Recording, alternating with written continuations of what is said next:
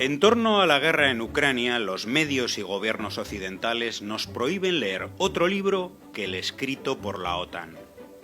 Los medios rusos, que durante años han sido espacio para analistas internacionales críticos, han sido prohibidos por Estados Unidos, la Unión Europea, Reino Unido y otros aliados.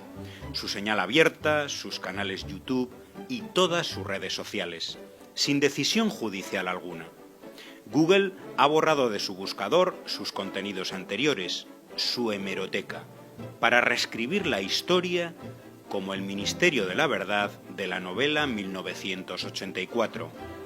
Los medios aplican una censura estricta, dejando, eso sí, algunos espacios testimoniales que justifiquen su falsa pluralidad. Liu Xibaya, politóloga rusa, se enfrentaba a una jauría en el canal Español 4. Al denunciar los 8 años de bombardeos ucranianos en Donbass, tuvo que escuchar que eran matices irrelevantes. Me parece un auténtico insulto que empecemos con matices irrelevantes ante una situación que es tan sumamente clara que no permite tomar blancos y negros. Es tan evidente aquí quiénes son los buenos y quiénes son los malos. Precisamente por relatar la situación en Donbass, el diario francés Le Figaro censuró un reportaje de su corresponsal Anne-Laure Bunel. El coronel español Pedro Baños decidió abandonar sus apariciones en televisión tras recibir serias amenazas. La razón, el tono neutral de sus análisis sobre el conflicto. YouTube ha censurado no solo a medios y periodistas de Rusia con millones de seguidores, también documentales como Ucrania on Fire, de Oliver Stone, realizado hace ya 6 años. Twitter ha etiquetado como medios afiliados al gobierno ruso las cuentas de todo periodista que haya colaborado en algún momento con algún canal público ruso. Es la estrella amarilla con la que marcarlos profesionalmente de cara al futuro. Para la propaganda de guerra contra Rusia en la red TikTok, Joe Biden convocó a los 30 TikTokers más influyentes, dándoles un mensaje claro a difundir. El culpable de la inflación en Estados Unidos es Putin. Facebook e Instagram han levantado la prohibición de los mensajes de odio si estos son contra Rusia, permitiéndose los llamados a matar a los presidentes ruso y bielorruso y los elogios al regimiento nazi ucraniano Azov. Las redes permiten y jalean este odio antirruso. Políticos como el senador estadounidense Lindsey Graham han pedido en Twitter el asesinato del presidente Vladimir Putin, sin que la red les haya limitado. En medios serios, como NBC News, un reportero proponía un ataque de la OTAN a convoyes rusos, o lo que es casi lo mismo, el inicio de la Tercera Guerra Mundial. La periodista rusa que protestó en televisión contra Putin y a la que solo le han impuesto una multa es ya una estrella mundial. Pero sobre un periodista europeo, el vasco Pablo González, que lleva casi un mes encarcelado e incomunicado en Polonia, acusado de ser espía ruso por informar sobre el drama en Donbass, el silencio mediático es casi absoluto. El periódico catalán La Vanguardia realizaba una promoción comercial con el lema «Stop Putin, la desinformación nos quiere divididos». Traducido, la unidad contra el único villano, Rusia, requiere aplastar toda información y opinión que contradiga la versión oficial europea, borrando para ello, por ejemplo, los crímenes de nuestro aliado, Ucrania. El diario español ABC eliminaba las noticias que había publicado en 2016 sobre violaciones a niños y niñas por parte del ejército de Kiev. Llaman Centro para el Mantenimiento de la Paz a una base de entrenamiento de mercenarios. Palabra, por cierto, prohibida en los medios. Son combatientes extranjeros.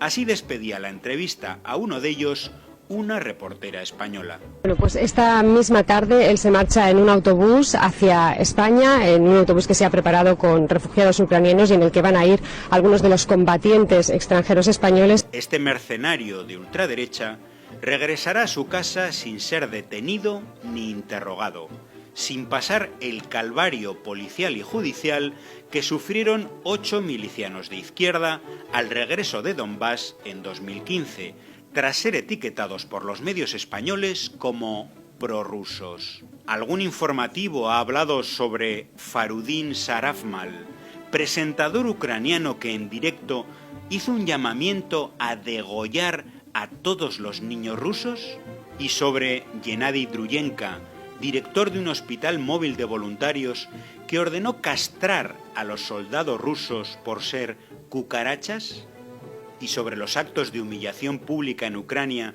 a personas gitanas pintadas de verde y atadas a postes.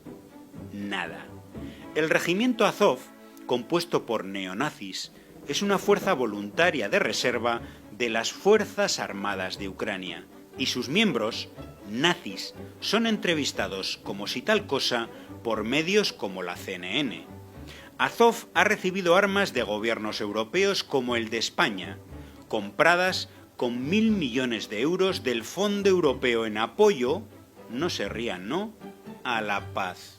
En el canal Español 4, un experto daba con toda tranquilidad lecciones de cómo emplear este armamento para matar más rusos. Soy optimista, pero de una manera nada más, de matar más rusos. Pues porque el pueblo ucraniano lo necesita para poder llegar a una buena negociación. En Portugal, un juez ha levantado al neonazi Mario Machado la obligación que tenía de presentarse quincenalmente, al haberse ofrecido a ir a Ucrania para brindar, sigan controlando la risa, ayuda humanitaria. Que el presidente Volodymyr Zelensky haya otorgado el título de Héroe Nacional de Ucrania a Dmytro Kochubail, líder del grupo paramilitar Pravi Sekta, artífice de la masacre de los sindicatos de Odessa en 2014, en la que 46 personas fueron quemadas vivas, no lo oirán. Que el servicio secreto ucraniano ha asesinado a un miembro de su propia delegación negociadora con Moscú por traición, cosas de la guerra. En las televisiones nos muestran una exposición protesta por las niñas y niños muertos estas semanas en Ucrania. Excelente.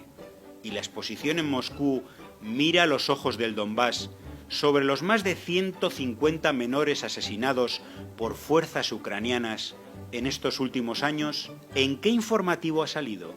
Hay que convertir un tanque ucraniano que aplasta un coche en un tanque ruso. Un misil ucraniano que derriba un bloque de viviendas en un misil ruso. Una niña de Donbass víctima de las tropas ucranianas en una niña de Kiev. Hay cientos de fake news parecidas. El telediario de Antena 3, el más visto en España, abrió con imágenes de una explosión en China como si fueran bombardeos de Rusia. Una carnicería, titulaba en portada el diario italiano La Stampa, con la foto de civiles masacrados en un bombardeo ruso. ¿Ruso? No. La imagen era de Donetsk, Donbass, donde murieron 30 civiles por un misil ucraniano. El gobierno de Rusia asegura que no ha pedido armas a China. China lo confirma. ¿Pero qué nos cuentan los medios? Letra por letra lo que dice el gobierno de Estados Unidos. La loable solidaridad con la población refugiada de Ucrania pasa una y otra vez por un filtro de racismo clasista. Una periodista de NBC. Estos no son refugiados de Siria, son de nuestra vecina Ucrania, son cristianos, son blancos, se parecen mucho a nosotros. Un reportero de CBS. Este no es un lugar, con todo respeto, como Irak o Afganistán, que tiene conflictos hace décadas. Este es un país relativamente civilizado y europeo. Un entrevistado por BBC. Es gente europea con ojos azules y pelo rubio que está siendo asesinada. Un testimonio en La Sexta. Pero no de niño que estamos acostumbrados a ver sufrir en televisión, sino rubios con los ojos azules, eso es muy importante. Y como guinda, un informativo de 13TV, y no es una parodia. La situación de los refugiados, pues te lo puedes imaginar, es que es gente como tú o como yo. He visto bolsos de Dolce & Gabbana, ropa de Louis Vuitton, o sea, gente que podría estar en Madrid perfectamente. Es que es gente como nosotros y vive en unas condiciones totalmente deplorables. The New York Times publicaba un mapa